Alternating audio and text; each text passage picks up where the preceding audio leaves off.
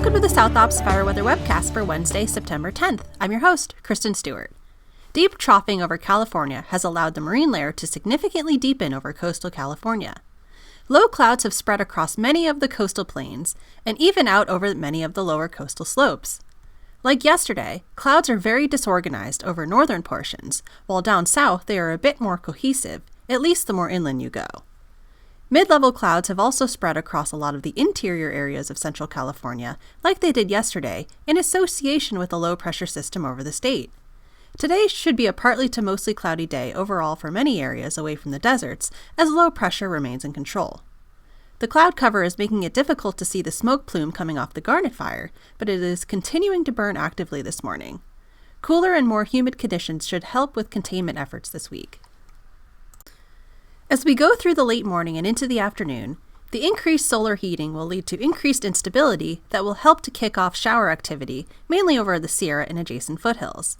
There is not a whole lot of heat or instability out there, so most showers that develop are likely to be on the lighter side, though some isolated thunderstorms are possible.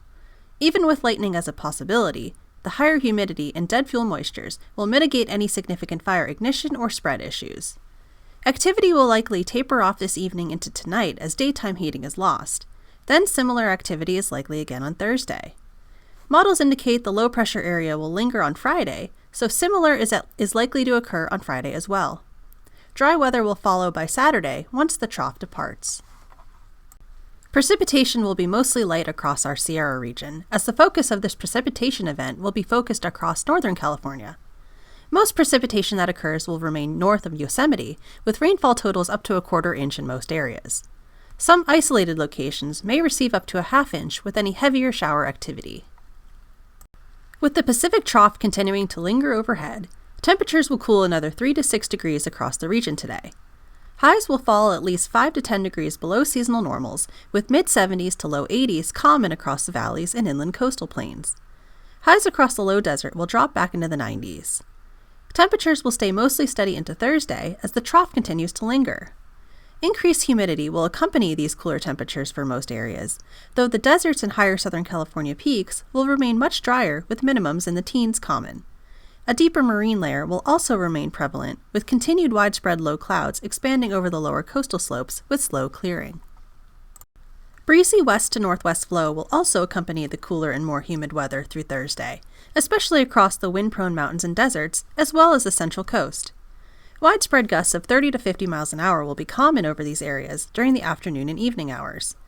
These breezy winds, combined with the drier air over the interior, will keep seasonably elevated fire weather conditions in place across the deserts and adjacent slopes of Southern California. The cooler and more humid conditions will mitigate any fire weather issues elsewhere. Winds on Friday will transition to more of a north to northwesterly direction, but should be a bit weaker.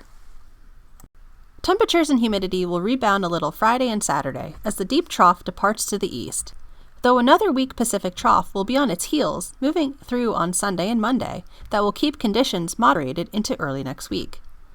More long-standing high pressure looks to return by the middle of next week, leading to temperatures gradually rising back up and humidity lowering back to more seasonable levels for the back half of next week.